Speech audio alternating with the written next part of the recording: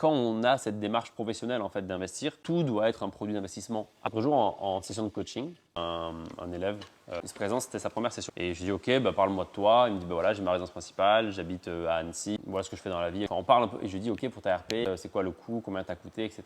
Et il dit en fait c'est un terrain que j'ai hérité. On a fait construire notre maison, genre on a bossé 3 ans dessus. Et en fait au final on a que 380 000 euros de crédit sur la maison.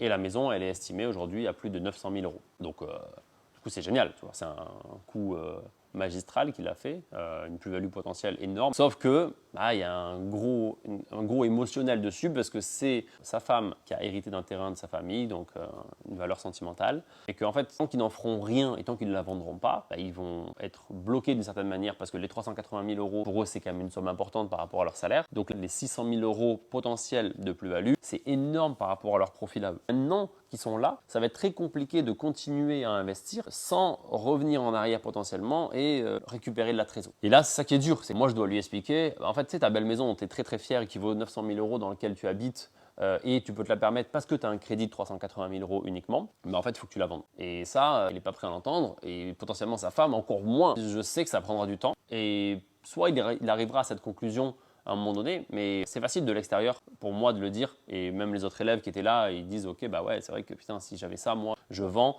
on est quand même sur une résidence principale donc pas d'impôt sur la plus-value à la revente, on récupère 600 000 balles, je veux dire, on peut en faire beaucoup de choses avec 600 000 balles en cash et du coup là derrière ils se libèrent du crédit, ils peuvent soit se mettre en locataire, enfin voilà. J'avais l'impression d'avoir avancé et là en vendant ils disent putain je recommence à zéro et je perds tout, sauf que tu recommences à zéro avec 600 000 euros.